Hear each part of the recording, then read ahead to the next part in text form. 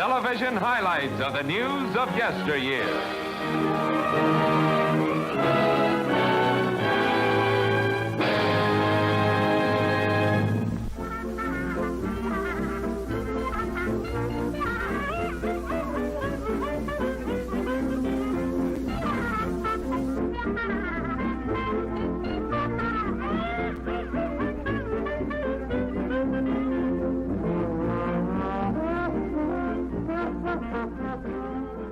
It's that time of the week again. Welcome to the weekly wrap-up, the one place where we talk about anything but the news usually.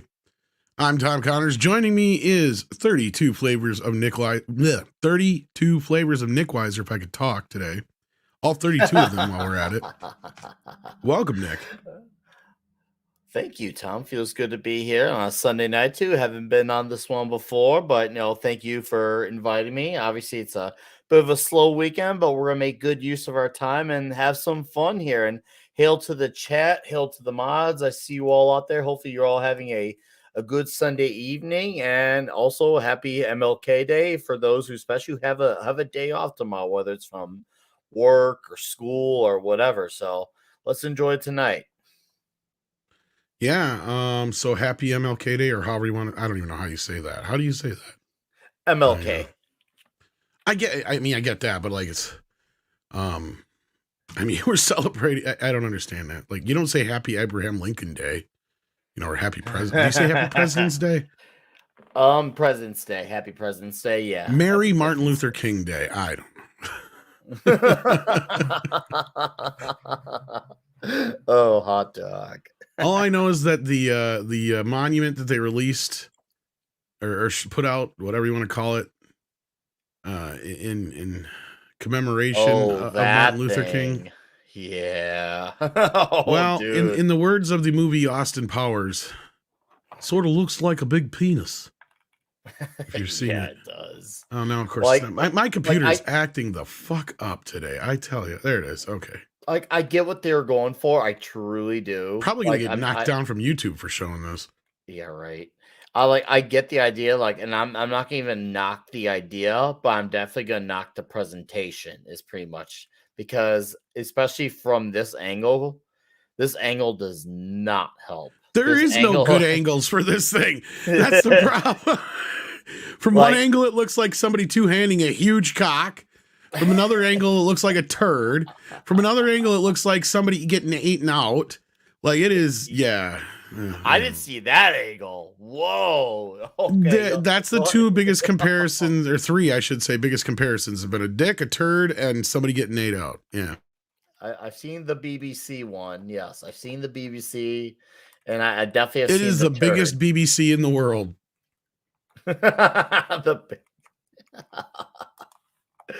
Yeah, that was the event of the weekend. Besides the going ons at the movie, the BBC. If you could call that an event, yes, I guess.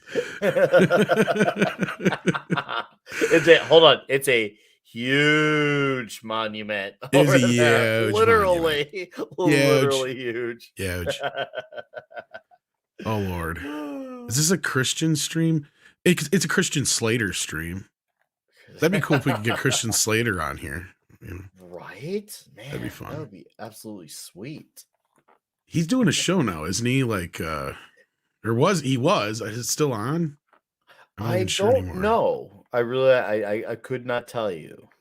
Hey, we got CC in the house. How you doing, CC? Karaoke says a VR raid is forthcoming. I've been hearing that for an hour, CC. I'm just sitting here going, this show is never ending. But at least in this case, somebody better show up, because usually the way it usually goes on Sundays, nobody shows up until the last 15, 20 minutes of the show. Well, maybe it's a good thing you start fashionably late. As far as Tom Connors starting, you start fashionably late.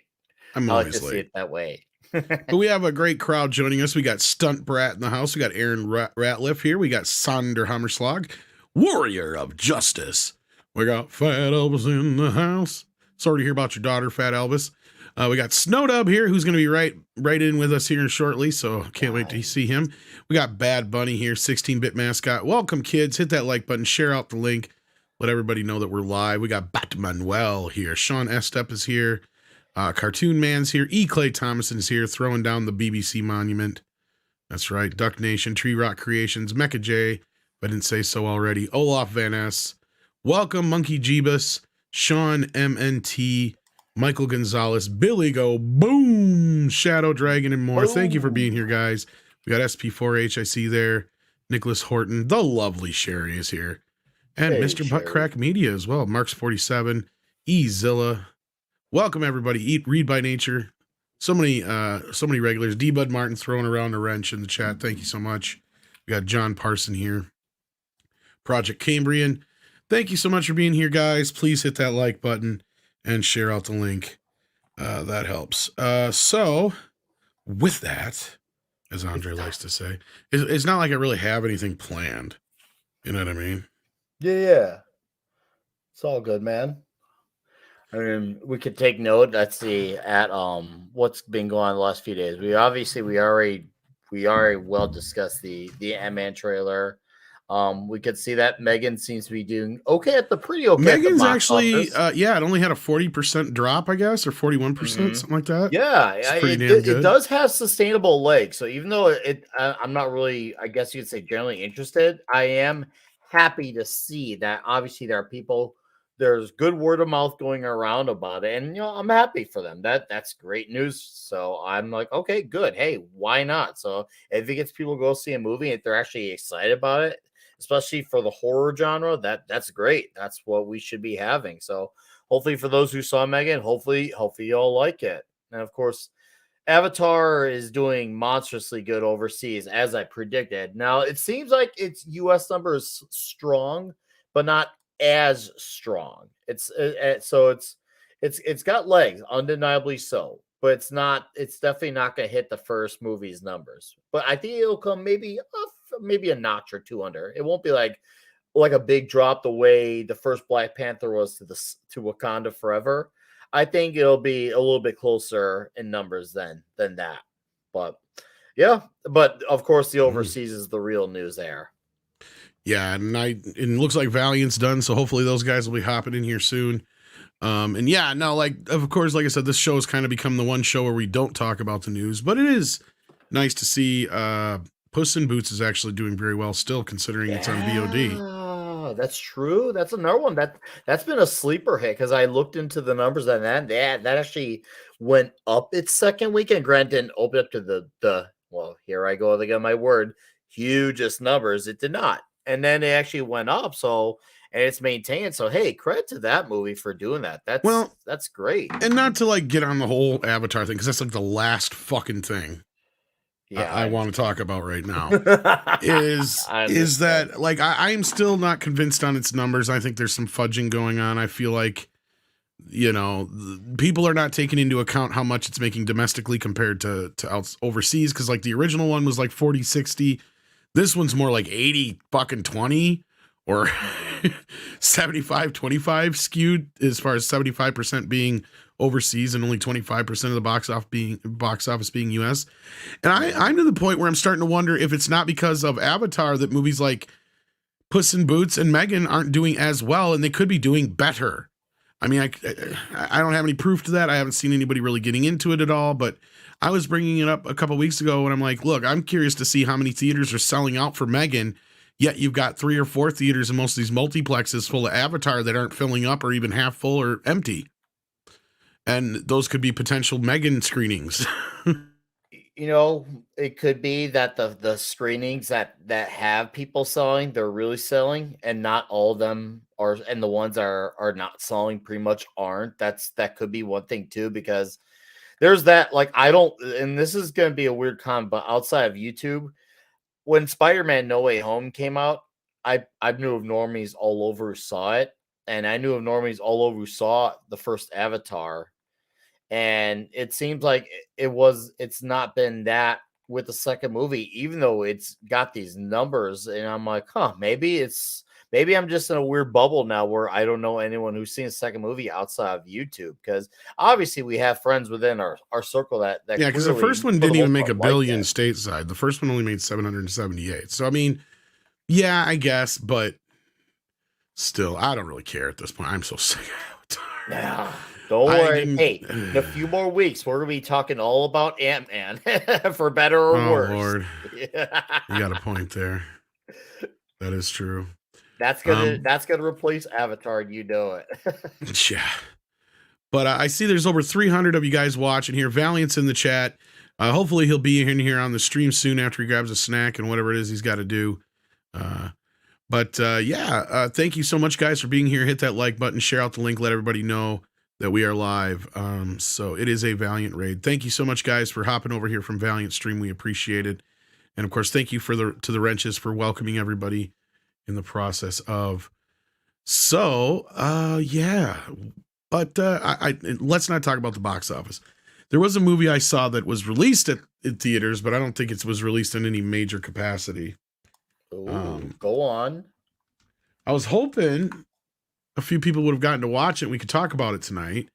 Mikey and Script were supposed to watch it, and they didn't yet, or I don't know if they did. They're not here. So, but somebody who is here is 70s Rock fan. How you doing? Well, I'm doing very well, gentlemen. How are you?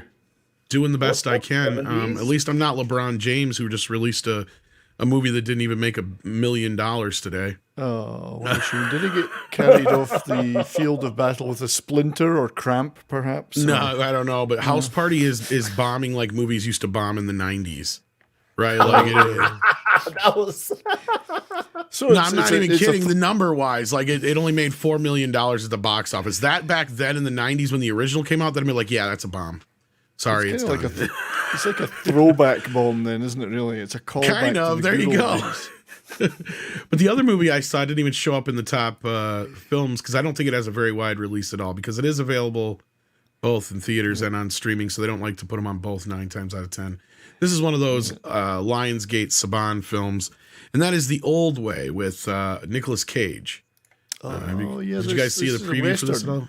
Yeah, I've seen the trailer, but I haven't seen the. Okay, so you're just on streaming. Isn't it going to be streamed? Or is I it believe it's both. I could be wrong, but I did watch it on streaming this weekend. And I was hoping somebody else would see it with me so I could talk with them about it. But well, give me your thoughts though, because I want to see it. Well, basically the story, just so everybody kind of knows, is it's kind of like Unforgiven meets True Grit in a way. Like that's kind of the tone of it. Although it's definitely like a low budget West. Thank you, Kitty. Just what I needed. All the tinkle noise of the bag. It's very much like a low budget film. Like you can tell in a sense that,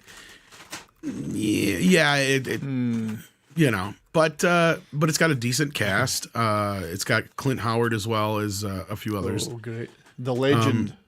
The legend himself that he is. Johnson. So basically the only complaint I'd have out front, other than just kind of like some of the acting's a bit wooden, and of course some of the sets and stuff are a bit chintzy, but not too bad. You can tell they probably shot it in some like pre-existing set or like filmed up in Alberta or something. Is it a prairie set thing? Something like that, I'd imagine. Like that's what I would have to guess. I mean, it might even been filmed overseas somewhere else. Romania or something for all I fucking know. Oh, yeah, Bulgaria, Romania, one of those. That's been a lot of them lately. Yeah. Because like even that new Hellraiser movie, I think, was shot in either Romania or where was it? I can't remember now, but yeah. But yeah, no, like So it's pretty good. It's got the idea is basically that it starts out that Nicolas Cage is, I don't know if he's like a bounty hunter or sheriff. They never really kind of tell you. At least I couldn't tell from the story. That's my biggest complaint is it's only 95 minutes long. And normally I wouldn't complain about a short film like that, but it feels like they really rush to get into the story. Like you don't get any kind of real heavy duty setup at all. Like it's pretty straightforward in that respect because it starts out and Nicolas Cage is like either this bounty hunter or sheriff or whatever in this town. This guy's being hung. And it goes through a series of events that sets in motion things that happened 20 years later. So like after the opening sequence, like this big action sequence, kind of not big action sequence, but an opening action sequence, it jumps ahead 20 years later. And this is where it gets to be kind of like Unforgiven because you got, he's this old gunfighter who's now like been tamed by a woman. He has a child and he's in the West, and all kind of, living in his own home. As if that would ever happen. Yeah, right. No. Hey, Jolly, how you doing, buddy? Sorry I'm late, guys. I had to pay my prostitute, and all I had was nickels left, so it took They forever. hate that. They hate that. Yeah. Well, at least it wasn't pennies this time. At least it was only 20 nickels or so that you had to use, wasn't it? Well, it was like a nickel for every tooth, and she had a few this time. All right. I guess it was filmed in Montana, according to somebody in the background here. Thank you so much for looking that up. Yeah. But I'm just talking about the movie The Old Way. I don't know if you've seen that yet, Jolly, but... The Old Way. No, I don't think so. So I'm scratching my head, but I don't recall Nick Cage ever doing a Western before. No, I think this is his first Western on top of it all. He doesn't have a ton of lines. Like, he's very much playing like the Clint Eastwood type. Okay. Yeah. Oh, is it out now? No I saw the trailer. There's a trailer out for it, Yeah, and again, like, don't go in thinking you're going to get Unforgiven level kind of acting or anything like that. It's very much a straightforward kind of, I would call it like in that straight to video level. Is somebody breathing into their mic? That's weird. Not me. I don't think it's me. I don't breathe. That is just weird. And I know Jolly doesn't actually have breath that comes out of his nose. So at least Nick. I don't know. It was just weird. It was like... I sound like Christian Bale. Oh, yeah. No, it's just... So Tom, you're saying it's less Unforgiven and more mild apology? Kind of. But it's not bad. Okay, so like that's the thing. I'll straight up say I do recommend it. Because once the story gets kicked, it doesn't take long to get going. Because like I said, the setup's pretty simple. So 20 years later, he's got a wife and a kid, and this band of bandits show up while Nicolas Cage is off walking his kid to school, and of course they attack and murder his wife. And when he gets back, the sheriff, actually I think he's not a sheriff, he's a U.S. Marshal. He's like, he figures out who he is or whatever, and he's like, look, let us handle this, And he's like, you guys, if you'd done your jobs in the first place, this wouldn't have fucking happened, kind of shit. Yeah. So he just has literally like, familiar. Yeah. So like, it really does. It just keeps jumping from bit to bit to bit. So it doesn't really take any moments to breathe in that opening part. So like, you really just get introduced to these characters and bam, like everything just kind of set in motion. The only kind of character buildup you get in the intro is a little bit of Nicolas Cage and a little bit of his daughter. And like, you can tell his daughter is very meticulous. She's very OCD, very much like what's her face in True Grit, a little bit more wise beyond her years kind of thing. Yeah. Like they even have this bit where they're like, because like even Nicolas Cage talks about growing up. He's like, my mom would say when I was born, I never cried. And I never cried my entire life until I had to learn how to cry. Like stuff like that. She's not pretending to do an old accent then. No. And then you even have like, so the little girl's like set up she's like basically like they set it up like you can tell she's just like him, right? She's just like him growing up. Because like they even have this thing. He's like, get their attention. She's like, what do I do? I don't know, cry or something. How do I do that? So it's like she doesn't even know how to cry. And he's like, you remember that when that one lady couldn't find her baby? And she's like, yeah, where, my baby. Like, it's like that scene's kind of funny. But so then she's like, teach me how to shoot and all that kind of shit. So that's where it becomes more like True Grit, where he's teaching her how to shoot and stuff like that. And there's only like a couple scenes in the early part where I'm just kind of like, because there is like a Luke Skywalker moment in this movie that's weird. And not to give too much away, because when he's just trying to decide what to do, and again, it goes so quickly that's maybe why it would have been better had they just give it a little bit more room to breathe. He's like, because he's like going by the words of what the marshal said, since you got that little girl, don't do it. If anything, don't do it for her. And he's like, okay, well, fine, since she's still alive. He goes upstairs and he points his gun at her. He's going to blow her ass away so he can go kill the men that killed his wife. But of course, he has second thoughts. Right. And I'm just sitting there going, well, that's kind of a Jake Skywalker moment. But then again, that's kind of like, you got to think, well, that's kind of how a man like him would think, because he is kind of disassociated with his daughter at this point. That's kind of the whole point of the beginning of the film, is you see that they don't have a very good relationship. And that's what I mean. The beginning does not do a very good job of setting all these things up. You see it playing out throughout the film. But then from there, it goes like, clearly like, we're going to go kill the people that killed your mother kind of thing. And that's the rest of the movie, is them tracking him down and events that lead up to that. So it's very predictable in that sense. Really like predictable, yeah. Yeah, you get exactly what you want out of it. It's the kind of movie you'd watch with your dad. He'd love it. You know what I mean? Like a old school kind of Western in that sense. It doesn't piss around. It's very much on that. And I do recall from the trailer he had a badass mustache, though. he didn't have a mustache in this one. No. I think he did later on, didn't he? Didn't he? No. Oh, he did it maybe in the beginning of the movie. Oh, In the maybe beginning of the movie when he did, I think maybe, now that I think about it, yeah, you're right. But after that, he doesn't. I guess IUDFR seen it, and he agrees with me, so. Yeah, again, I give it like a 6 out of 10, maybe. You know, yeah, and I mean, standard Western, standard, but you got to give them kudos given the low budget. They've obviously done something reasonably good. Yeah, it's definitely like above like a TV movie level, but it's, you know, in that maybe just above straight to video kind of level stuff. But. So is it worth the $5 I would pay getting it out of the old Walmart bin? Yeah, oh yeah, I paid $25 to see it in 4K on Vudu. Oh wow, now, so. Okay. All right. I mean, you know, Clint Howard's in it quite a bit too, which I liked. Well, I usually find all my Nicolas Cage movies in the Walmart bin these days. So, and he's really there just to be the guy to keep telling everybody, kind of like, you know, John Leguizamo and shit and John Wick. You know, you fucked with the wrong guy, kind of stuff. Like, you guys really fucked up now. You know, that's the kind of shit he's saying through the whole movie. Like, I warned you. Yeah, I warned you. It's good to see he continuously gets work. We all love Nick. But again, like the scene, that's the thing I mean with that one scene that stuck out to me. The more I thought about it, I'm like, you know, that scene makes sense in this movie compared to the Last Skywalker or the Last Jedi, because in this sense, that scene is almost set there to show you just how cold-blooded this motherfucker is, right? Like that nothing is going to get in the way of anything he wants to do, right? And that was the whole thing, is he kind of gives this whole speech about how he didn't give a shit about anybody or anything until he met his wife. Because, you know, and like I said, that's where the bonding starts to happen between him and his daughter, and they're, you know, getting to know each other and stuff like that, because they really obviously didn't spend that much time getting to know each other or anything before that. So, yeah. I'm just curious, but would you say the daughter is played in a modern way, or does she seem like a daughter from her era? Okay. She seems more like a girl from her era. Like, she's very quiet spoken, but when she does, again, like, you can tell they do a very good job of making her the daughter of the character that Nicolas Cage is, right?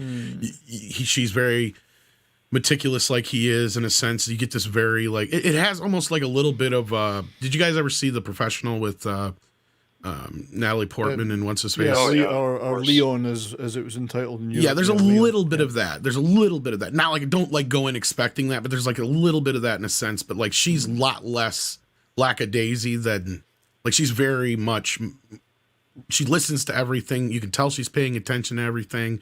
She's just like her dad in that sense. Like, they do a very good job of, like, whoever it is they picked to play this girl, I forgot her name.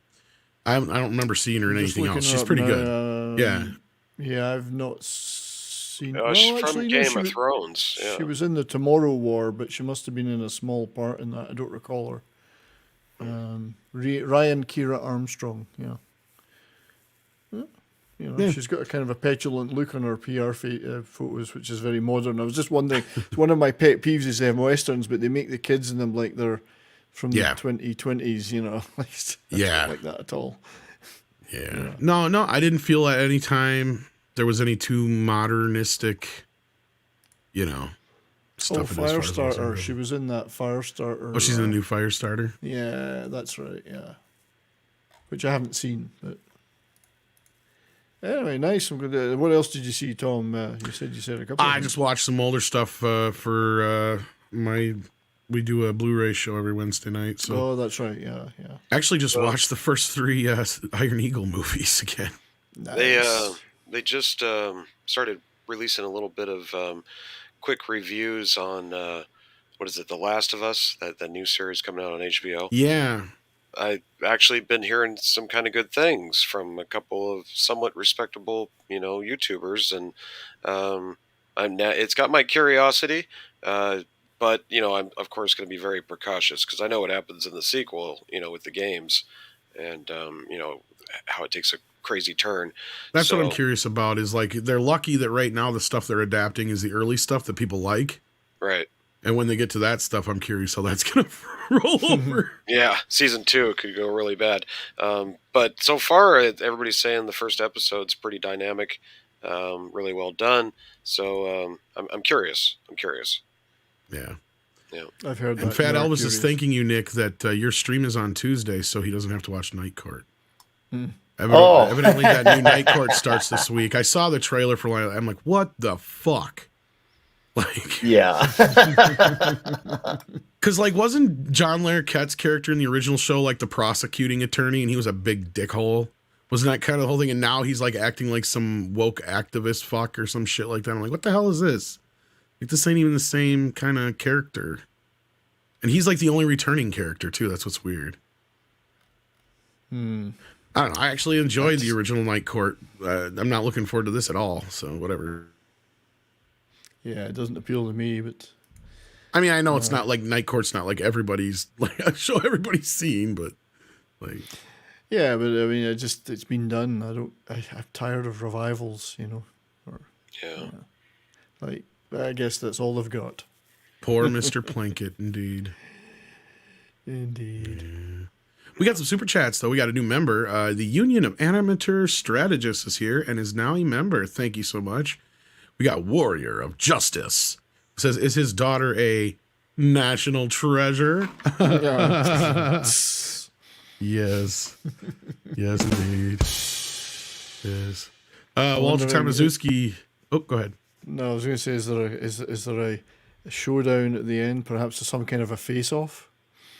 Yes, there's definitely a face-off or two. Dude, that's gonna be an eventual Toxic Tuesday, and when we do, it's gonna be great. Face off is Might incredible.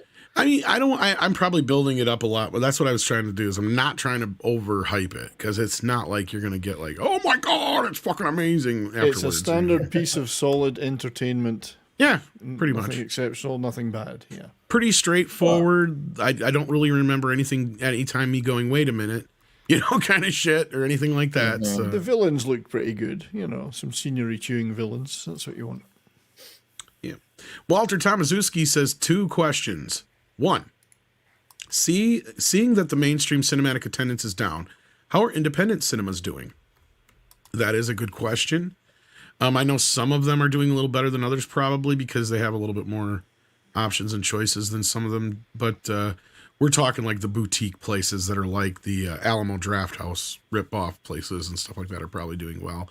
As far as the rest, it's hard to say. See, because I heard a lot of them got screwed over with this Avatar deal, where they had to pay out 60% or 65% for the first 30 days.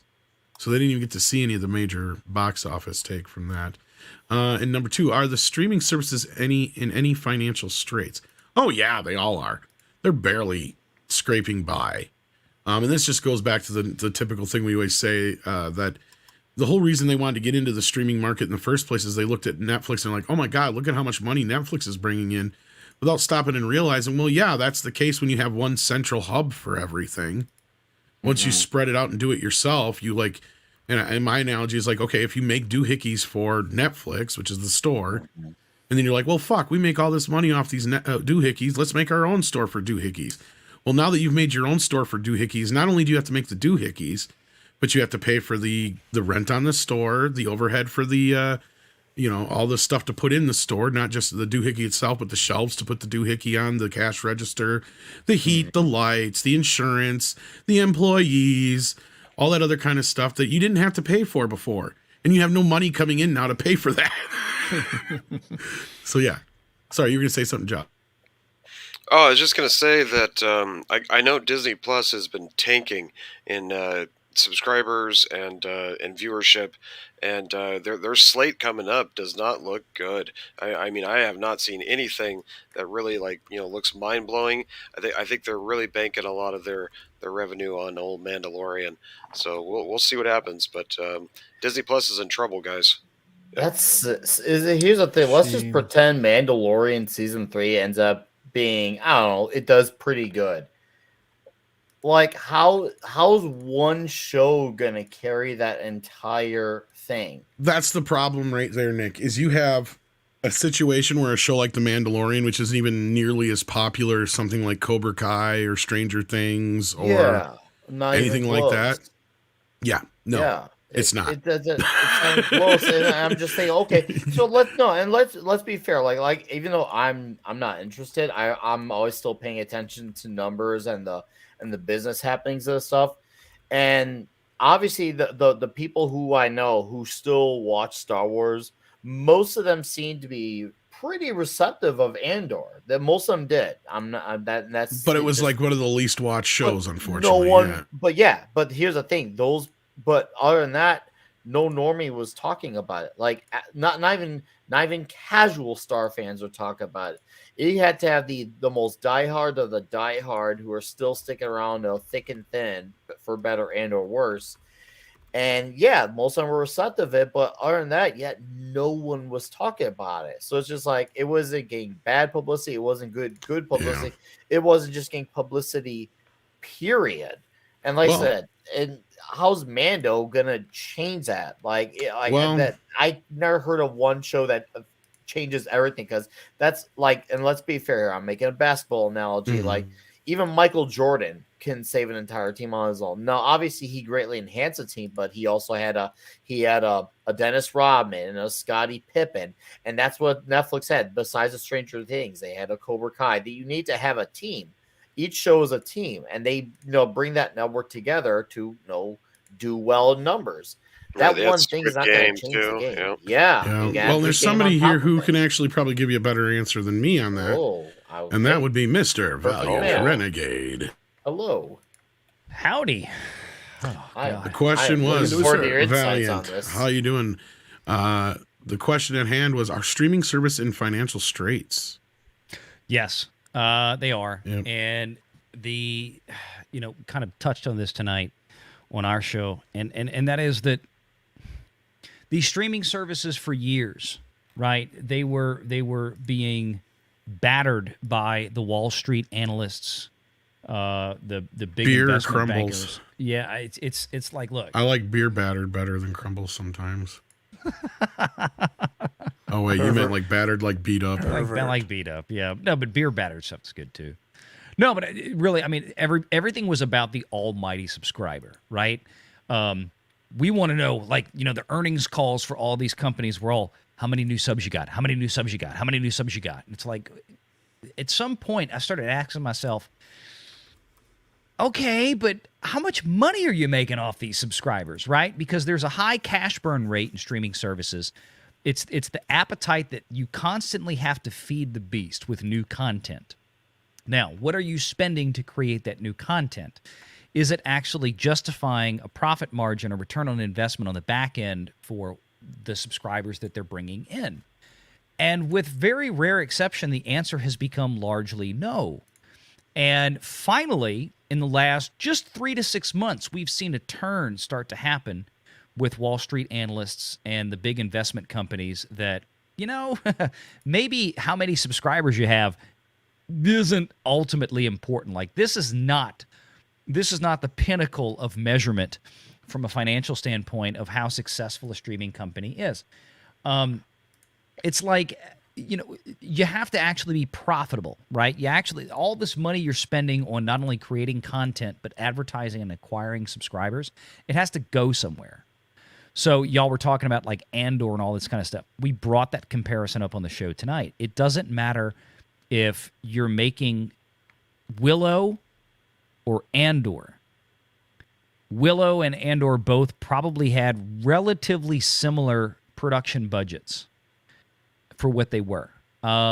Probably Andor was more expensive, but I mean, we're still talking about what is likely, hundreds of millions of dollars, plural, for each of these two shows. One of these shows was largely hated, Willow. One of these shows was overwhelmingly really enjoyed, Andor. The problem is that both of these shows had very small audiences for those budgets. It didn't matter if they were good or bad. It was just the audience was crappy. And the same thing can be said for the last few Marvel shows, too. Especially when you look at the Miss Marvel deal that a lot of people seemingly liked. Even Script Doctor, who hates everything, gave it a decent review, but nobody watched it because wasn't that one of the lowest rated shows in Disney Plus history or whatever at that point? Yeah, I was just trying to pull the two most recent examples from Lucasfilm on that one, but yeah, the Marvel shows have not been. The Marvel shows haven't been much to shake a stick at either. Loki has been their most successful one, from my recollection. Yes, yes, and that may even be Disney Plus's most successful show to date, if I'm not mistaken. No. Loki was still it was still well behind Mando. Was it really? I thought it did better than Mando. No. Loki was like, I think the total for Loki was something like 5 billion watch hours total, and then Mando season 2 was like 10 or something. I mean, Mando is in a different category altogether on Disney Plus in terms of clout when it comes to original television series. Now, I'm not including some of the movies that they released on there, but in terms of just original content series, limited or otherwise, Mando is still the crown jewel. And that was a breakdown, I think it was in, I want to say it was in either THR, Hollywood Reporter, or Variety. I think THR did that. And they had the graphic chart with all the Nielsen aggregate data that was piled in there. But Loki was like half of Mando Season 2, or less than half of Mando Season 2.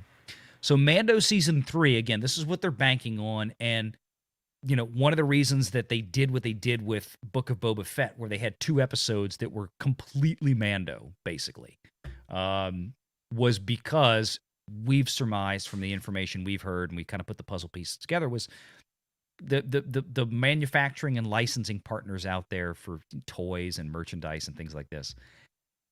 They were like, look, we can't go 2 years without having Mando and Grogu. So you got to do something, because we need to sell toys. So we got those 2 episodes that we did in Mando, or excuse me, in Book of Boba Fett. Well, you sure that had more to do with that, or the change of season 3? Because to me, it makes more sense that they're like, oh shit, we have to get Baby Yoda back into this mix, because yes. No, that's all part of it. It seemed more to me that, right. like, season 3 was going to be about, like, leading up to that, and then they're like, fuck, well, that just went out the window considering we lost Gina. But yeah. When the 3rd season got pushed, yes, you're right.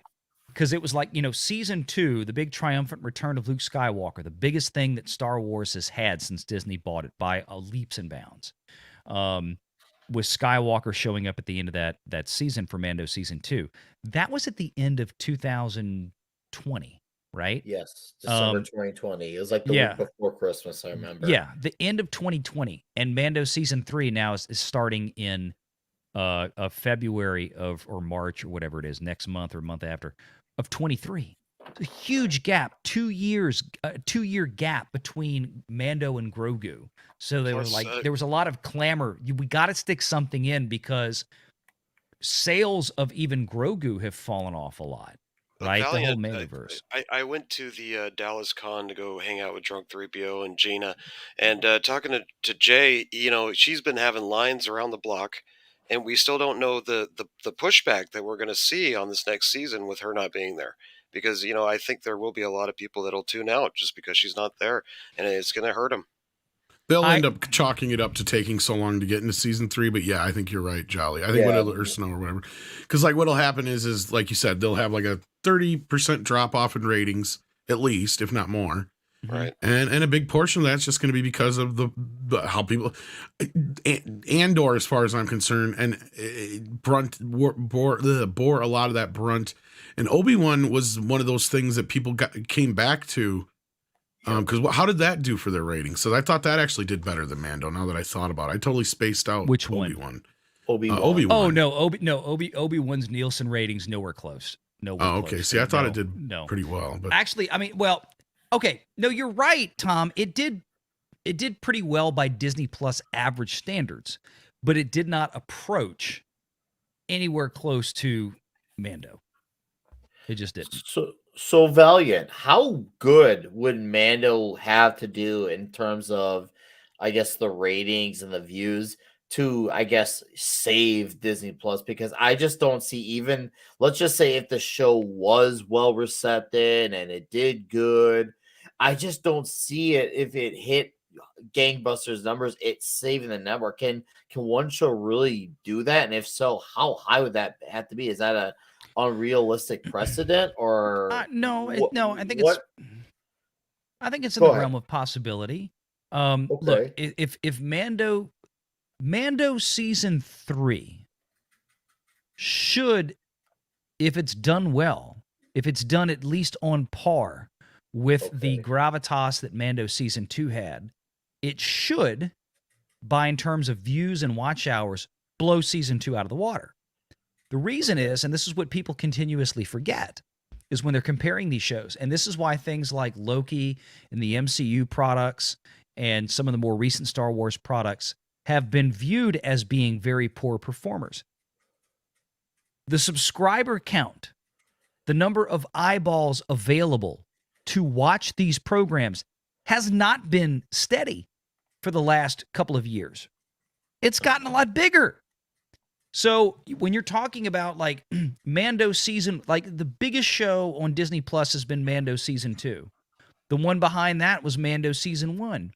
And you're talking about when Mando season 1 came out, you had maybe 10 to 20 million subscribers. That drove the sub growth. Remember, Disney Plus launched with Mando. Right. I remember that. Within now. a month, Disney Plus had 10 million subs. By the end of Mando season 1, it had 25 million subs. Mando drove big time that. When those little ears perked up out of the bassinet and those eyes opened at the end of the first episode of Mando, everybody was like, oh my God. And that was it. You're right. Mando season 2 came out. Return. Yeah. Mando season 2 came out. They had, I think at that point, I'm talking about domestic North American and, US and Canada subs. They had, I think, I have to go back and look. I want to say they finished the season with around 30 to 35 million subscribers domestically. I think you're right on the number, because I remember their subs went up like dramatically after that Luke return, because that's when everyone's like, hey, Disney, we're listening. You brought Luke back. Let's have a conversation. And now they had a lightning in a bottle moment where they could actually, have a chance to potentially win some fans back in that sense. And because usually anytime a franchise or an IP, let's just say anytime they push their fans away, almost all of them don't come back. And when they try to revert back to what made the product great to begin with, it will never be what it once was. And they had a chance of getting close at, not obviously absolute, but a sliver of that. They actually had people listening. And then they blew that off within, a week, 2 weeks, when they started having all their writing people and their corporate teams getting into issues with fans and YouTubers, like the Pablo Star Wars theory thing. Like, it was just like, wow, you guys had a moment here of actually having goodwill, and you blew it. And they're gaining subs from it. They were gaining subs, and they did that. How? Yeah, I mean that's the problem, is that Disney subscribers, in terms of Disney Plus, have done this right over the last couple of years. And I'm just talking about, again, North America, domestic subscribers. The problem is their original content, their shows, the series, Marvel and Star Wars since then have done this. That's the problem. They're increasing their audience base, but their views for these IPs have either been relatively stagnant or they've been in decline. Meaning you have to believe one of two things, is that the new subscribers coming in are just completely disinterested and think these shows are terrible, or they're signing up and subscribing and they don't even care about these IPs. Well, and I'm sure a lot of it is families who, used to enjoy a lot of this stuff being on other streamers. Now they have no other choice but to get Disney Plus because their kids wants to watch whatever said Disney thing that I don't know if y'all heard us talking about this, to anymore. Yeah. But I mean, do you know what consistently the biggest thing on Disney Plus is week in, week out? I'm sure it's some kids show. It's a property that Disney didn't even originate. Bluey. Oh yeah, dude, Bluey's a huge deal. Yeah, I'm not surprised. See, in the last year, especially. Not even made by Disney. They just acquired it. It's acquired. If you go to Nielsen charts, you see it under acquired content. Bluey, week in, week out. That is what drives Disney Plus at the top line, right? In terms of the biggest thing out there that's consistent week to week viewership and eyeballs. Now that they have their advertising tier, this is going to change the dynamic. The advertising tier is going to, now we're going to have real money coming in for a given show. The problem is we don't yet know. We'll find out, I think, some initial information on February 8th, which is when the next Disney earnings call is, how the ad tier is going so far that they launched on December the 8th. So exactly 3 months from that point. It's going to be slow at first. It's going to be a slow ramp, but Disney is in a much better position than, say, Netflix, because Disney already has a decades-long history of relationships and experience with selling ads to these advertisers. So all Disney had to turn around and do was, hey, you're already buying all these ads during all the bowl games on ESPN. You're already buying these ads on Monday Night Football. You're already buying these ads on this, that, and the other thing on ABC.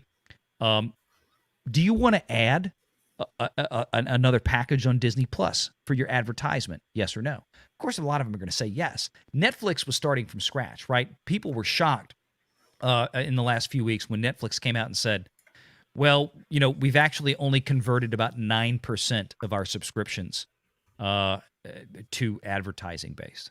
So Netflix raised their price, came in with a cheaper ad tier. Less than 9% of their total subscribers are on that ad-based tier. That's a big problem, right? Because it makes it harder to sell to advertisers to come in and buy ads when such a small portion of their subscribers are ever going to see them. A Bluey meant something completely different when I was a kid. Yeah, that's not good. So anyway, it's going to take time. It's going to take a year. It's going to probably take a year for all these companies to ramp into this. So speaking of ramping in, we've got Mexican Iron Man ramping into the show here like Evel Knievel. Sorry I'm late. Friend? Hey, buddy. Couldn't be avoided. But I'm here. And then I have a complaint about streaming that I must share with everybody because I am livid and I'm hot today. You know why? You're always hot. Here we go. You're sexy and hot. Because in the last 4 days, I have been slammed with ads about something called MGM Plus. What the hell is that? MGM that's what they're Plus. rebranding Epics as. Yes. Dude, I've gotten the ads everywhere. On my phone, on my tablet. I just saw it on TV, on commercials. I was in the car driving to see a client today out in the middle of freaking nowhere in Ontario or somewhere. I don't know where I was at. Yeah, I got to do some research into this. I don't know if Amazon is having some issues with MGM to where they have to keep them separate or what the deal is. But yeah, like MGM Plus is going to basically be what Epics was. And they're going to put the MGM library on there. I mean, which kind of already was. It was already okay. So hashtag late to the party. Hello. I mean, is MGM Plus not remind you of like everybody's hooked up at the party and like people are starting to go home and the one guy goes, "Hi guys, how you doing? What's going on? Hey, what's up? How you doing? I'm MGM Plus." Pretty much, even though Epics has been around forever, but yeah. I mean, it's so confusing. I mean, seriously. I mean, I subscribe to, I just like I'm like, look, I'm not subscribing to something. I already have everything. I think I have everything. I'm like, well, except Disney Plus anymore, but I'm like, I'm done. I don't know, dude. I'm so streaming ward out. I am streaming, and I am an avid movie guy. Speaking of, did you get to watch the movie that I reviewed earlier? No, it's on deck though. Me and we're probably gonna, it's 7:30 right now. We're probably gonna watch it in about an hour and a half when the show ends. I think that's what we're gonna do tonight. Which one is that? Right. The Old Way with Nicolas Cage. Yeah, that's on my queue. Yeah, I gotta get. Yeah, that's probably tonight because right out here where I'm at, it's still only 7:30. Just supper. I am just ecstatic because the Snow Kid has given me permission to pull the plug on Disney Plus, which we did a couple months ago, because he finally tuned out. And this is a kid that used to watch Captain America and Infinity War on repeat. As soon as they came out on Blu-ray, we went to see every movie. He had to have all the Lego collections and the action figures. He don't give two F's about this next Marvel movie coming out. It's kind of like, hey, how about Ant-Man? And it's just like overnight it happened to him, and all it took was WandaVision and what they did to Captain America, because that was his favorite. So. And apathy is the worst thing possible for them. Apathy. Yep. The apathy of future generations. Right. That's the stage it needs to get to. It really needs to get to the stage of apathy because they love the emotional, like, rage of, I guess, what they see as, the fanboys, as they like to call it. I'll say it. I'm a fanboy. I have no shame in that game. But yeah, they love seeing that shit. They thrive off that. And nowadays, a lot of the content is centered around making it to get YouTubers pissed. And I mean, I haven't watched Velma, and I have no interest, but the few people who I know watch it, like this show is basically designed to piss people off, to get people to react, and it seems like it worked. Mikey, it sounded like you were going to say something. I was going to say that it's funny, that story that Snow just shared, because I'm not quite sure if I shared this anywhere online, or maybe I did. I can't remember, but I asked Max, and Max says, "Dad, I never." And this quote was really shocking, because years ago, or 2 or 3 years ago, he did watch it, but his reaction this time, I said, "Hey, do you mind if I pull the plug on this thing and turn off your access?" And he says, "Dad, I'm never going to get around to watch that stuff anyways." He said, "Plus, you have all the Star Wars movies already, anyways." Kid's 9. Apathy. He's Apathy. 9. He's 9. Well, 9 is that age though too. That's the thing. Disney has an expiration date. And then you have the nostalgia factor. Basically, kids get to a point where like 9, 10, 11, 12, Disney's not for them anymore. It's for babies. Yeah. And even though, especially with the boys. And honestly, I think that was a big part of why they tried to get Marvel and Disney in the first place, is they were trying to get past this idea that they are not for teenagers. Remember, that's the whole reason they brought in Hollywood Pictures and not TriStar, Jesus, that's Columbia, Touchstone. To begin with, they wanted that teenage adult crowd that they weren't getting with Disney films. Sure, adults will come back to films once they have kids. That's usually the case. This is probably the first time in history we've ever had the Disnerds, right? And this is probably why Disney Plus is doing so well with families without kids, or just two adult households without any kids, because we actually have this generation of people that are Disnerds. I don't ever remember this before. I mean, sure, there was a few people who were Disney fans back in the day, but a whole community of people who are just fans of Disney. Valiant, you know exactly what I'm talking about. So. Yep. Mm-hmm. Yep. No, I mean they bring in things like Marvel. They bring in things like Star Wars. Why? For the boys. Why? Because they didn't have a lock on that. Girls tended to stick with Disney over time far more so than boys, because of the princess issue and all this. And it's a different dynamic. Yes, boys and girls are actually different. Surprise, surprise. Yep. Ironic, isn't it, Valiant? Properties in. No, that is what do you call it? You're a bigot. Yes, I know. Yeah. But it's ironic. They brought these properties in for the boys, and then they're telling the boys that they don't hate them, they don't like them much, and they should be lectured about. Then they put the females in the lead roles as soon as they bring them in. With Ray there's a reason Skywalker for that. MCU. We talked about that on the show tonight, and it's not just like this nefarious, like we're trying to get rid of the men thing either. Women are more loyal customers. Mm-hmm. See, that's the other thing, and their customers longer. Men's attention spans are a lot less than women's. What? But the way they implement it is the way. Well, not only that, look at Barbie. Barbie is my point, though. Like, look at how long Barbie has been basically the biggest female brand as far as kids' toys go, because women are loyal. And in a sense that they pass that shit down to the next generation, to the next generation, to the next generation. And this is the first time men have ever had anything of theirs that have really been fucked with, though, either. And we've actually have a couple generations removed now where we've actually had quote unquote IPs like that. Because even G.I. Joe went away for a while. Barbie never went away.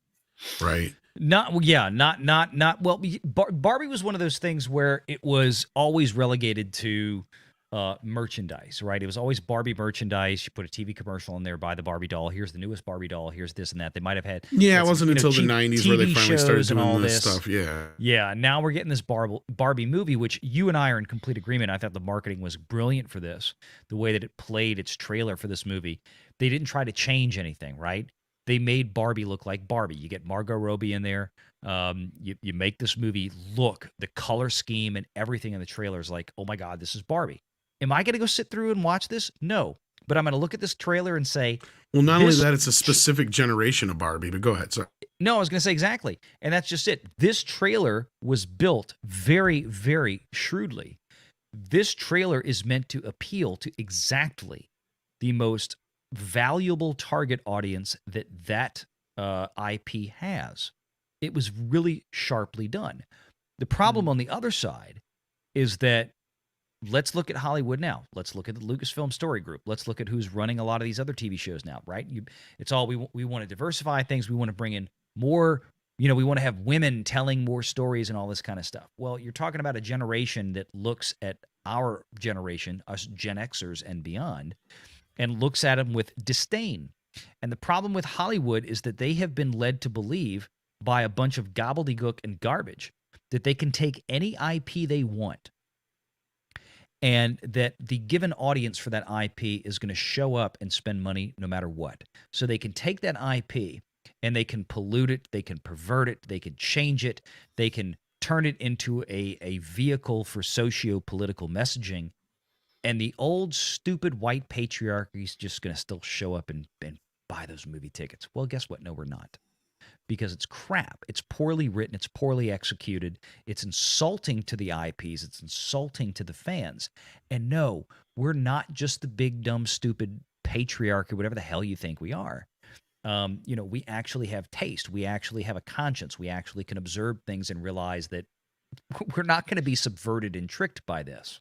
We're not going to have our expectations subverted and like it. We have expectations for these IPs. All you have to do is treat them respectfully, bring them in, and continue the story. Star Wars, of course, is probably the most glaring example we've had in at least the last 10 years, if not longer. At least the sequel trilogy is what I'm talking about with Disney. So, but they branched this out. Look at Star Trek. Look at everything else that they've done. Look at Doctor Who was brought up in the chat earlier tonight on my channel. Look at all the IPs they've taken and just said, you know what? We have this massive audience. We can leverage this to re-educate society on how they should think by using the stuff they love the most, but then sneaking in all these they'll never notice. They'll never notice. And then all of a sudden they'll be like, yeah, this is great. Oops, that didn't work. How many billions, hundreds of billions of dollars at this point that they've spent over the course of time in the last several years trying to push this? And it's failed. All it's done is piss the audiences off. If you don't believe me, look at the viewership for programs like Willow, most recently, just as a great example. Look at the viewership for the most recent Star Wars program Andor on Disney Plus that people said was good. But at that point, people didn't give a shit anymore because everything that had come before it had been so flippin' bad, with the exception of maybe things like Mando, that they didn't care. Look across the board. Look at Lord of the Rings, Rings of Power. What a shit show. A Robert Jordan series that was one of the biggest book series of all times, The Wheel of Time. They did that on Amazon. It was a Tijuana donkey show. Nobody watched it. Nobody cared. You can't just If it was actually a Tijuana donkey show, I would have watched it. Probably actually had higher ratings. But the point is you can't just take IPs and do that with it and expect people to show up. Well, when they first brought out Obi-Wan and the whole Reva character, weren't they calling us racist before the first episode even dropped? Yes. They prepared her for the racist backlash. And then they manufactured that whole episode for without PR. even understanding, because that's the thing, is they have to be consistent with trying to make us look bad. Yeah. It's not bad enough that we don't like characters that are swapped in general, whether it's race, gender, what have you. That's one thing. But when they actually just introduce the characters, like, we have never jumped on that train. Yeah. In fact, most people didn't even know that the character in Masters of the Universe Revelation was actually race swapped. Because it was a comic book character. Yeah, Mikey and a few other people like that are nerdy enough to know about it knew. But again, I agree with Monkey. Teens don't want to see Barbie, and some will, but I agree with you. There's a reason why, and this is why I said to Valiant earlier, there's a specific era of Barbie that this movie is gunning towards. And they're going to respond by watching it. Yep, the 80s and 90s girl. Exactly. And they want those 80s and 90s girls to get a reinvigorated love for the IP that they grew up with. And this is the most important part. Mm-hmm. And then take their daughters to it. Oh, you know it. And there'll be dads who will take their daughters. Actually, I got a button for that. Correct the mundo.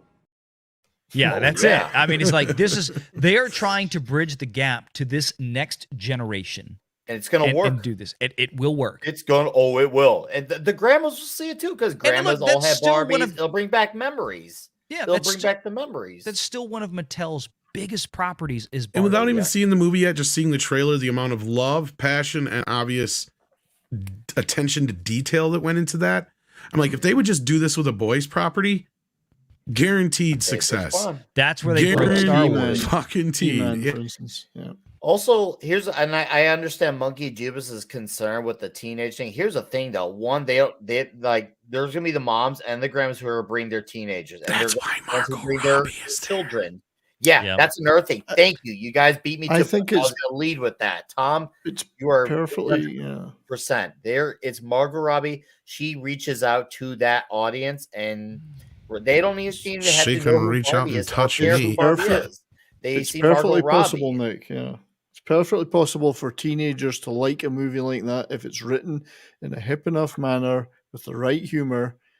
That's not to say subverted, but just written in a hip way that they could go, well, that was actually pretty cool. Mm-hmm. You could definitely get teenagers into something like that with the cast that you mentioned, Margot Robbie. You could definitely get teenagers watching that, no doubt about it. Yeah, it could be for everybody. They didn't try to say, let's take fine. this and use this as an opportunity to introduce more diversity, equity, and inclusion in Barbie, right? We're going to change this. We're going to cast this person. We can't use a white girl. No, it's like, no. They said, look, this is money. This is business. We get it. We can still have diversity in the cast and address all these issues, but Barbie and her world needs to look like the commercial Barbie and her world that everybody knows, that is instantly visually recognizable and instantly, based on that, sellable. That's it. That's how you run a business, not this other crap. It worked with Sonic. They literally listened to the fans, and the fans, and I was one of them. I went on my way to see Sonic just because they literally said, "Hey, we screwed up. Give us a chance to make this right." And in my head, I thought I needed to pay money to see a movie theater, because even if I didn't like it, that wasn't the point. The point was they heard us out. They listened to us, and I want to at least say at least gave them the benefit of the doubt. And right now it seems like they're listening to what those fans want, for who are interested in Barbie. And what works for Barbie too, it has a direct target audience. It knows who its audience is, and it wants to appeal to that audience first. And you know what? That's not a bad thing at all. There's nothing wrong with having a very specific audience. Yes, if the rest of the world happens to resonate with it, obviously that's icing on the cake. But having a specific audience is a great thing. You don't have to please every single person on the planet. Everything does not have to be for everyone. This is a very good way of going about with Barbie, having the specific market. But I think a property like Barbie, properly written, can be amusing and interesting to multiple generations. Oh, absolutely. Exactly. If written in the right way. Yep. And then G-Dog sends us a thumbs up super sticker. Please hit that thumbs up if you haven't already. I know Valiant has to leave us here. We got some more super chats to get to, but Valiant, did you want to take your leave here?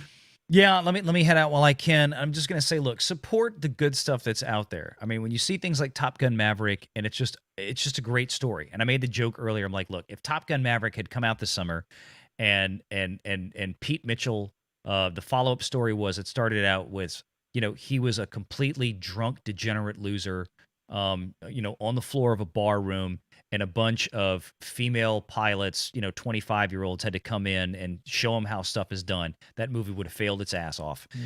Respect the IPs, respect the characters, go out and support. You want to continue this trend to where Hollywood, actually gets awakened and not woke. Go see what I'm assuming is going to be, I'm pretty sure is going to be a fantastic movie this summer. Go see Dead Reckoning. I mean, Christopher McQuarrie, Tom Cruise, it's a good pair. I get Tom Cruise. Personally, we can say, oh, yeah, he's a little, all the whole religion stuff he's involved in. Yeah, but Top Gun Maverick was no Iron Eagle 2. I'm just saying. But the point is, go support. It was Hot Shots 2, really. Yeah, when films come out and they're great like that, support them. Make them bust box office records, because the people movie out there, the adults that actually have the disposable income with the money, those of us that actually go buy the products, watch the movies, support these IPs. Money talks, shit walks, folks. It still does. So anyway, thanks, guys. Good to see y'all. Take care, Cheers, Valiant. Have a good Sunday night. Yeah. Have a good night. Thanks for answering the questions. Appreciate it. Then about 45 minutes ago, the Union of Amateur Strategists upgraded to the maximum effort puppy level. Thank you for that. We got Lance Corporal Waffles, who says, the old way. Big Daddy and Hit Girl lineage. You know, I didn't even think of that until you sent this in, Lance. Yeah, I didn't even put 2 and 2 together. I'm like, oh, yeah. It kind of is in a weird way. Then we got Action Com, who says, what do you think of the pitch for Face Off 2? The children of Nicolas Cage and John Travolta face off. Nicolas Cage was impressed by the idea. Unless the two of them are in the movie, I don't give 2 shits. That's the only thing I care about is those 2. So what would it be? And that's stupid anyway, because didn't John Travolta adopt Nicolas Cage's kid at the end of the first movie? That was the whole climax of the thing, is like he brought him home, and yeah. So I don't know. I know I've seen the movie, so I have to see the actual synopsis. But then again, you know what? Face Off is batshit crazy, so the sequel don't have to make much sense either. That's right. You're worried about the accuracy of it, the scientific right? accuracy. Exactly, the scientific bullshit. Like, yeah. No, actually, that's not true. I just said I just want to see the original stars. That's what I said. So, well, yeah. exactly. Yeah. But I just don't understand why the other son would be pissed at the other son, considering they would have grown up together at this point. That was my point. Toxic Man. Sorry, go ahead, mate. I'm sorry to interrupt. No. You're going to say something. Go ahead. I was just gonna say that nowadays the plastic surgeons would have a lot more trouble. It would be more like wrinkled Face Off. They'd have a lot more work to do. Where are we going to put all this extra? We can hide the cuts better. Toxic Man Flu's in the house. You have a link, sir, if you wanted to hop in. Says, I love Tom a bunch, maybe too much, and then sends a Bat Tom icon. Thank you so much.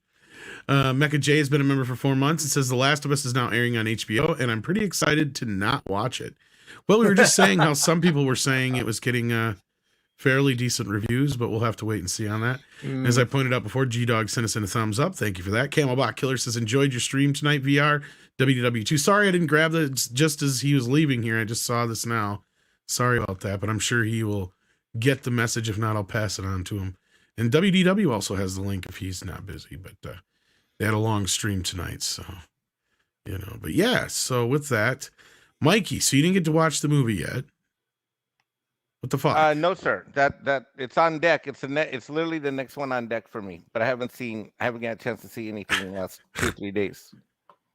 So did you watch Yellowstone yet? Did you start that at all? No, I haven't seen anything since last week talked Thursday night. Yeah. I don't know if you want to watch that around Mom Iron Man. Wait, which one? Yellowstone.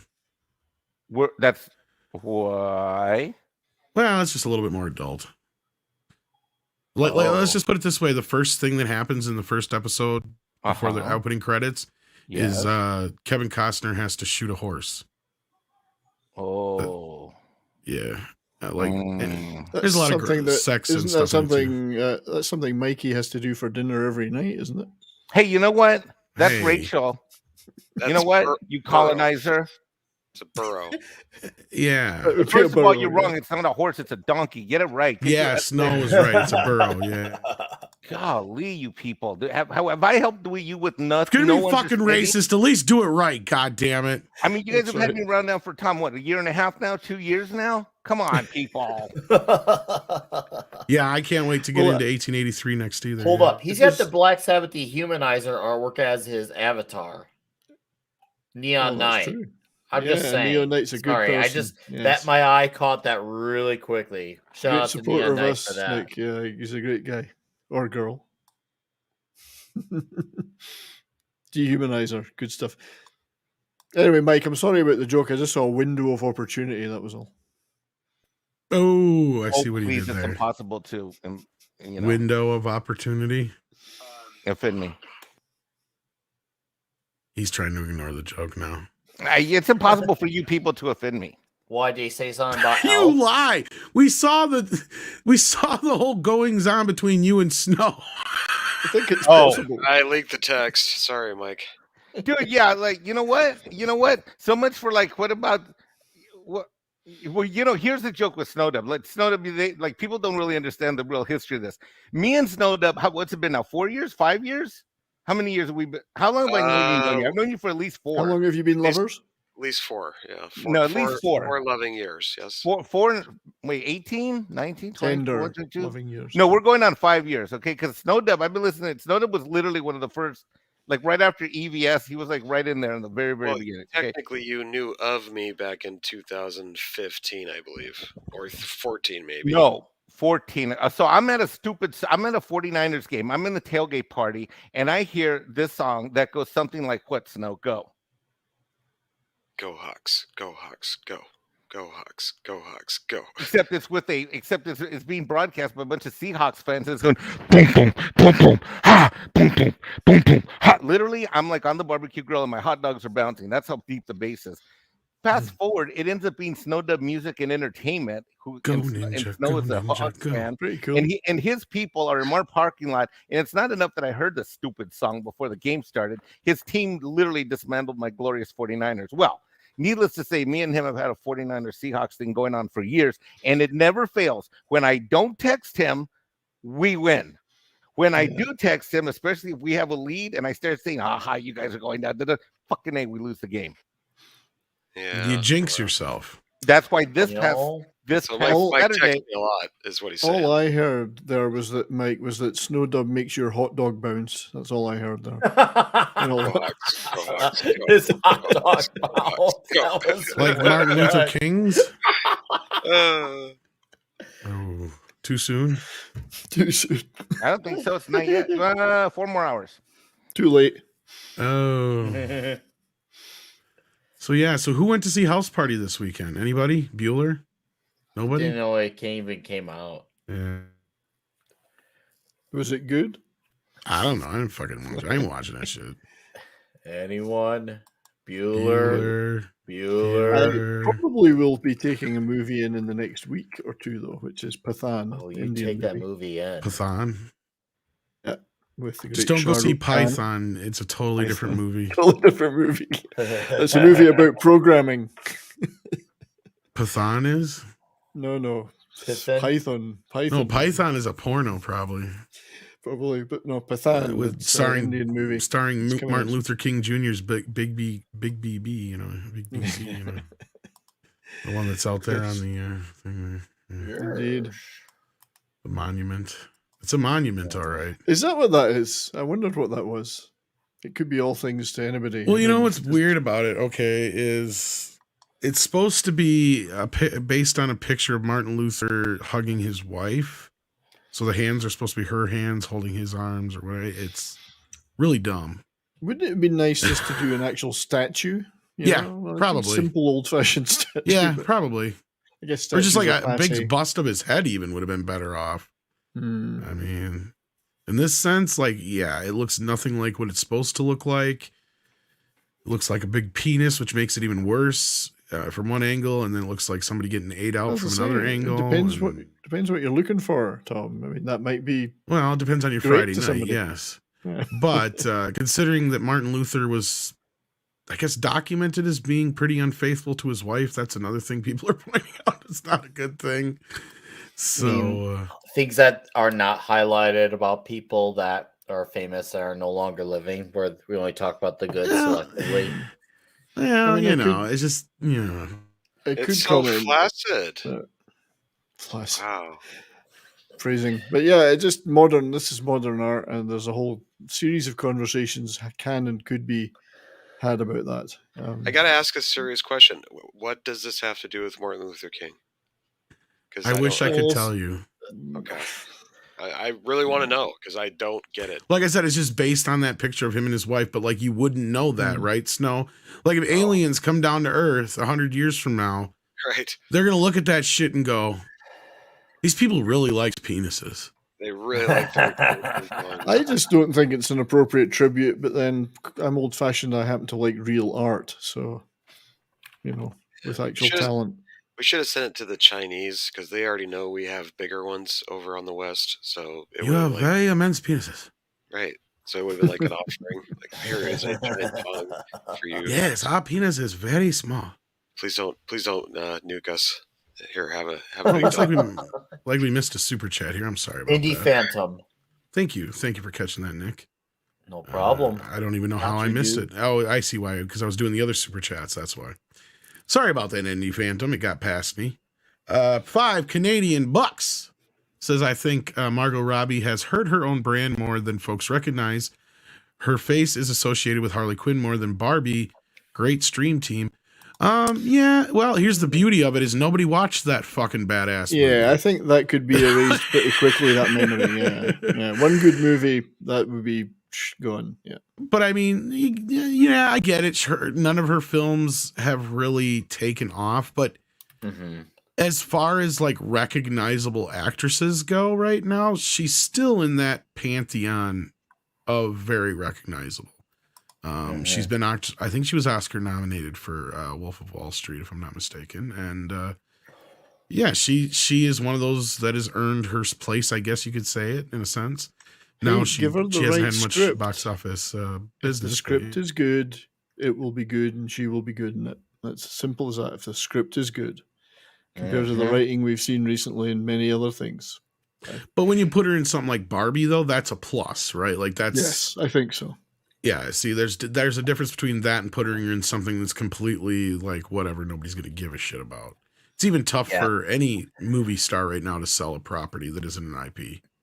Yeah, this could be her thing that really makes her finally take off. I mean, she could end up being a late bloomer. Like, look at Miles Teller. Like, he had a really rough patch for many years ago. It wasn't like he was only in bad movies. Obviously, he was, but he was in some stuff that was good too. But just like Whiplash was fantastic. He was just exactly. But the thing is, his career wise, he was not really making the rounds. And now, obviously, with Maverick happening, he's really made the rounds, and now he's finally coming around. So all I'm just saying, some people, you know, they just need a little bit of a late bloomer in their lives, and this could be her late bloomer. Even and sorry, Nick, didn't mean to cut you off, but you're good, man. The Barbie girl song, you know, "Let's Go Barbie, Let's Go Party." Yep, that was in the 90s. It wasn't a very Right, it wasn't a very good song, but the Barbie fans made it a good song, and they owned it. Dude, they ate that. They ate that song up. Trust me, this is. I lived in I was living in Chicago when that song came out, and that was before it went full Chirac. Dude, you couldn't go down a block. This is when kids could go down the blocks of Chicago on their own at 9, 8, and 7. And you would hear someone have their boombox out. You'd see some 5th or 6th grade girl listening to that song. I couldn't stand it as a kid, but I'm not going to deny how popular that song was. You can go to a block. You go to the local pool in the area. That song was playing. I think it's disturbing that Nick knows how popular it is for a guy who says he didn't like it. If you hung out with girls back then, Mexican Iron Man, you would know that they were all into it. He was too busy hanging out with Alf. Right. Oh, shots fired! Is that how we're going to do this tonight? No. Warrior of Justice says, "Do you want me to make the banana cry?" Confucius. Well, I had to look up this meme, and I still don't. It's some comedian said it. I don't get it. Warrior of Justice. I'm sorry, I'm not familiar with it. I think just looking at the chat, there's a little bit of discussion about Margot Robbie. I think in some ways Margot Robbie is almost irrelevant to Barbie. I think. Many Dragon 5 is possibly right. Barbie itself is a big enough selling point. Oh, it is, but the wrong actress could harm it. Well, that's where Amy Schumer would have been a bad choice for this, right? Yes. Toward this, in this sense, like that. My whole point was, as far as like, sure, you're not going to get the teenage crowd in for any other reason than maybe Margot Robbie's in it. That was my point. They're going to go if the humor is right and it's got an affectionate but a not condescending but hip kind of humor to it. Not subversive, but making fun of it affectionately would be good. And I think you could get it wouldn't the writing is important here, not the lead, but you could have cast a lead that would have harmed it, and that would have been someone like an Amy Schumer, yes. Mm-hmm. So I think Robbie will help it, but without her, it wouldn't have mattered. It could have been another actress, as long as it wasn't one that was harmful, if you know what I mean. Mm-hmm. You know, Tom bringing up the whole it's Barbie, it's going to sell. I think that brings it back to Quentin Tarantino's point that right now we're being sold by the character, not the actor. this movie proves his point a little. And that's in Barbie's case, that's fine because Barbie is a very super recognized. It's basically the most popular toy in the history of toys ever. I mean, it's the most recognizable brand, and that's just the facts of life. So even though I flushed a little Barbie down the toilet when I was 9, I have no regrets. I don't know how that worked, but I made it work. But that said, is that because you didn't want Barbie reporting on what you did to that Barbie doll? Yeah. Yeah, he's trying to hide his crimes against Barbie. Barbie They was have a Netflix victim specials. of Nick's 32 ways. They have Netflix specials for people like Nick who do things like that. Yeah, I can't save you on that one, Nick. You're on your own. If it's Netflix adaptation, that means it won't be done accurately anyway. So that kind of works out in my favor. Yeah. Oh, also joining us, we have Jason from Sci-Fi for Me TV. How you doing, Jason? Howdy. I'm here now. You can start. Oh, well, we're actually getting close to wrapping, but yeah, we're back to the show. Yeah. I figured. Yeah, Don't worry. We'll be going on my channel real soon. So it works out. Yes, we definitely need to do that. Yeah, it sounds like Nick's going to be doing an impromptu live stream since Culture isn't able to go live tonight. So head on over to Nick's stream after this.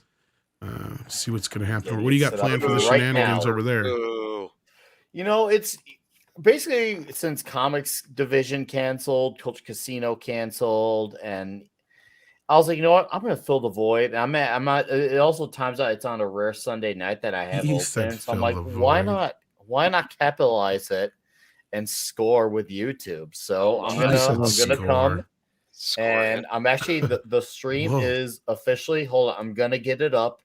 Hold going. Hold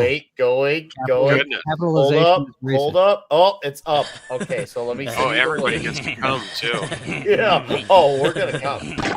So okay, I got the live link and I'm gonna send it to you, Tom. And so what's the topic? Just whatever? Or?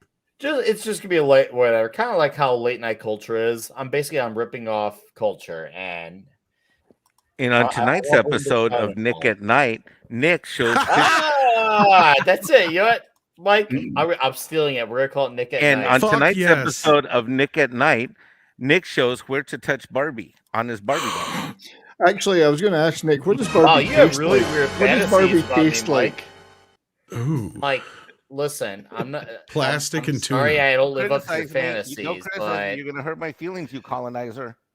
Hey, I am a colonizer, but it's weird that you got those fantasies about me. I mean, I've got better standards in my life, but okay, hey, it's your prerogative, boy. Oh, I'm getting underneath the skin. I feel it.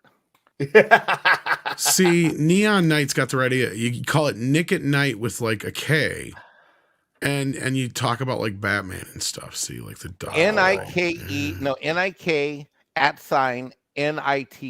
That's how it should read. That's how you should do your thumbnail. NIK with an @ NITE or NICK @NIGHC, and then don't listen to him. And then you put the picture of the Barbie on the right. All I had to do is mention Elf. Ha ha ha ha! You know what? I'm never coming on your channel and helping you with your diversity. Phrasing.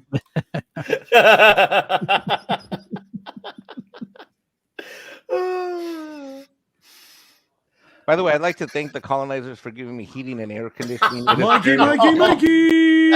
Oh, for F's sake. Snap. Oh, for F's sake. It's Benedict. Oh, for F's sake. How are you doing? Oh, awful. Why are you here? Why? I miss you. No, go somewhere for Christmas and don't come back. Can I pet your cat? Alf, I never noticed you had fluorescent teeth before. I don't have a cat. Neon teeth. It looks neon in this light. I recently had them whitened. You know, Jason's never going to... Oh, Lord. Jason's going to be verging on racist, having them whitened. Who is this Mexican guy that has a problem with Alf? Well, Alf sucks. Mike, I totally understand. I totally get it. I really do. Is that Mexican Iron Man? Oh, for F's sake. Goodness, I didn't know we were having ourselves a menage a trois. Hey, Alf. I how you gotta doing? go. Bye, I'm doing well. bye, Alf. My But cat's burning. you promised you'd call me, Alf. Uh, You could call you Al. I did. For Let me go see if I can Oh, you find your Vinny? number. anything you call me, you can call me Alf. But call him. Call me, maybe. beat me. If I you was want to reach hoping, me. I was hoping me and Alf and Mike could make a Mike and Mike Alf sandwich. He could be the mate. Nope, not happening. There's not a lot of meat in that sandwich, then, really, is it? Whoa! Well, meat in the sandwich. Oh, Or like wow. a cocktail weenie. Bologna, I would say. Wow, Cocktail. that's a lot of talk weenie. from a Canadian. It's a lot of smack talking. A from a Canadian. poser. That You- $10 is $10. You guys have too much snow and not enough gun rights. That's what I think. I've got both, but I live in Alberta, so you know. Oh It's my. the closest I can get to reality.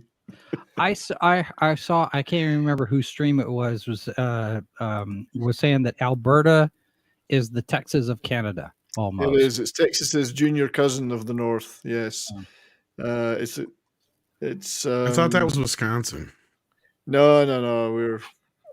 Wisconsin's fine, but it's Well, Wisconsin. Alberta's pretty good. Well, I was gonna say I want to go see a movie with you guys sometime, maybe a porno or something. We can all Nope. get together. I know you guys got a show to do, so I'm gonna go. But I'll see you guys after the show in the showers. Bye, Mike. There is no shower, by the way. I might. Bye, Mike. What shower is he talking about? These people are insane. I don't know what they're talking about. No, these people. Hashtag fake news. Hashtag oppression. Hashtag believe all Mexicans. Hashtag believe all Mexicans. Let's get it trending, everybody. Hashtag believe all Mexicans. There we go. Hashtag Alpha in the shower. Oh, well, Nick's got a show coming up called Nick at Night. I don't know what he's going to call it yet. No, it's But, Nick at Night. You gave me the idea. I'm running with it. That's Mikey's idea, but Thank something you, like Mike. that. Nick at Night. There you Don't go. you think Check it's it out. catchy? I think it's kind of catchy, Nick. Well, yeah, you'd think Nickelodeon would have thought of something like that. The whole joke, Tom. I'm borrowing I that know. for Nick. I'm doing what they call at Disney a rebrand retro thingy. I'm Trust retro- me. That's why I'm pissed that my name's Tom. Nothing goes with that. Tom is the bomb. Tom the train Tom engine. is okay. Let's do a rap, Snow. Tom Tom the is a bomb. bomb, and when he needs it, he gets a bong. Go bong, Tom. Tom is a bong. Tom likes a bong and he's got a big dong. He's got it going Tom the on. Throm. And when he does a live stream, he is the bomb. Doobie doobie doobie doobie dabby doobie doo. Tom waits for Doobies no man. work. But you could do the Totally Tom show, but you couldn't have any guests Yeah. That's right. It's a solo show. because yeah. it would be totally Tom, unless you're. Oh my God! I have a new show name. It just came to me. The Ready? Long Dong Tom show? No. Oh. No. It'll be an expose on Hollywood called The Peeping Tom. Ooh.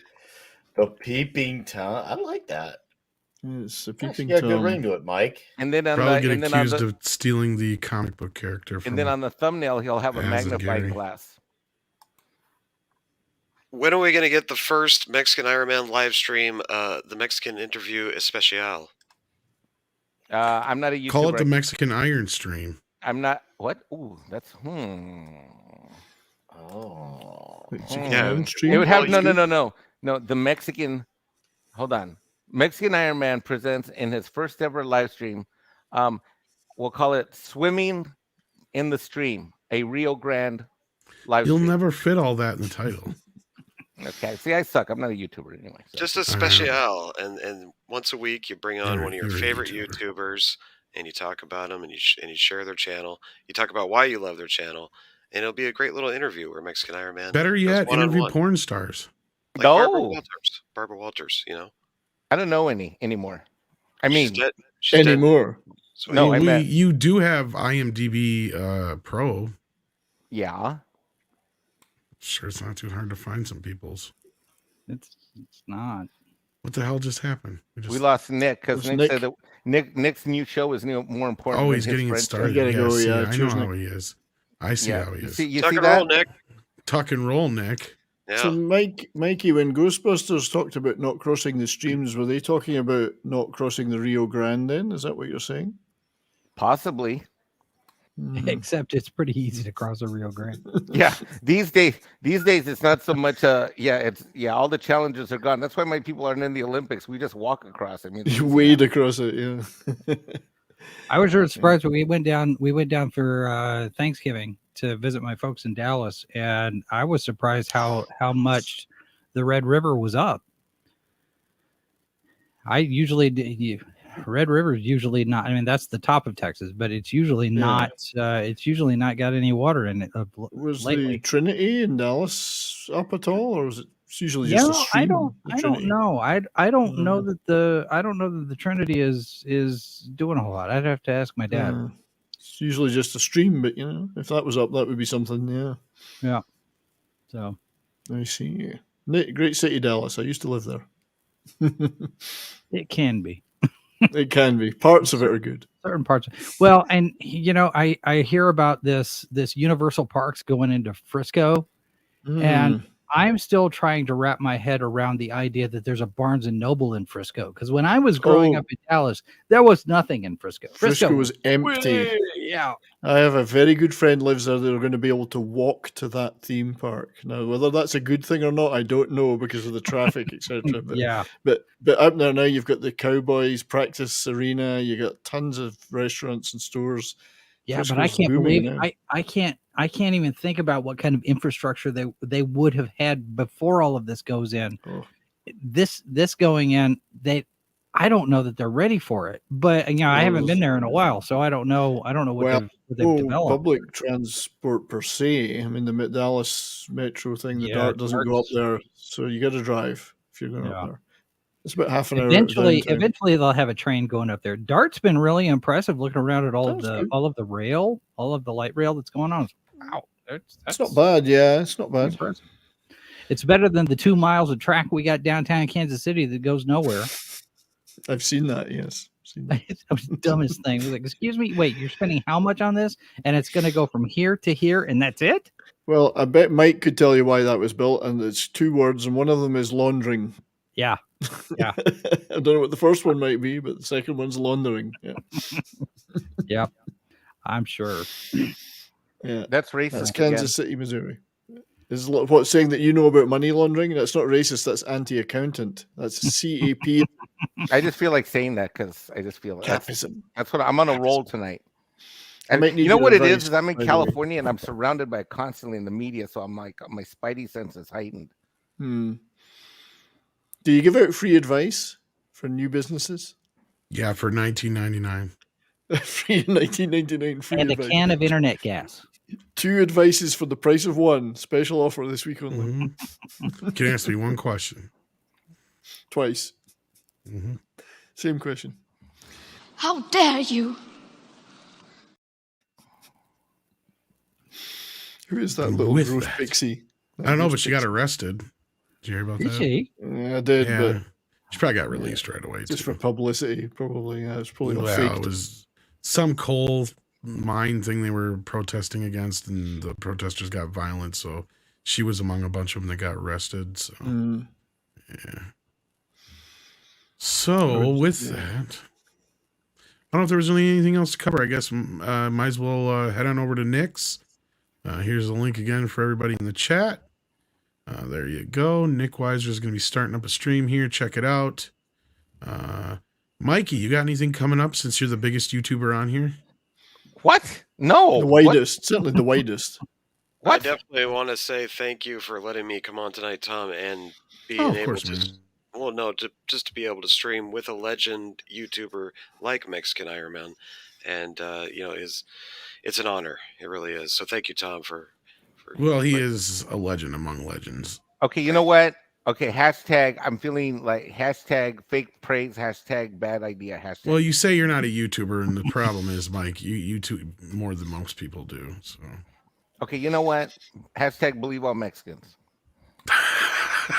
Except Mexican Iron Man. 70s, you got anything coming up? Yeah, tomorrow, Monday, 3 p.m. Mountain Time, will be my It's Only Talk and Roll show. But this week we're at the movies and we're doing the Walter Hill classic Southern Comfort. So you got to see this. It's going to be a good show. Walter Hill always makes some good flicks. I don't think I've seen that one though. Southern Comfort? You've never seen Southern Comfort?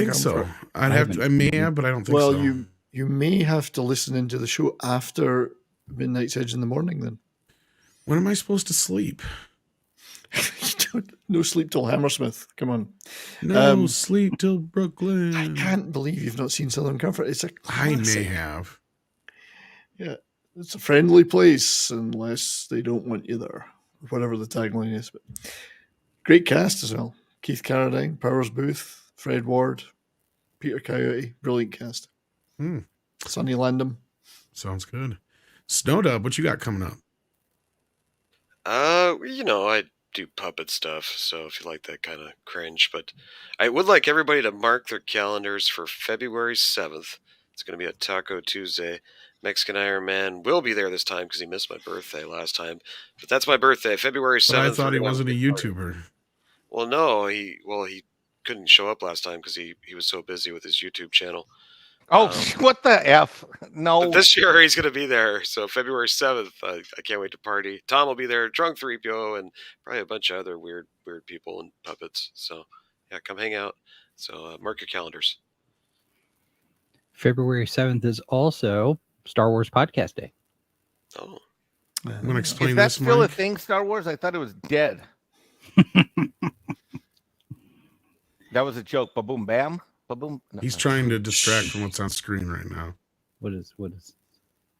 It's also National Send a Card It's to a Mikey. Friend Day, so I expect Mike to send us all cards. Mikey, I just want to say for the record, first of all, I don't drink Fanta anymore, number one. Number two, I have...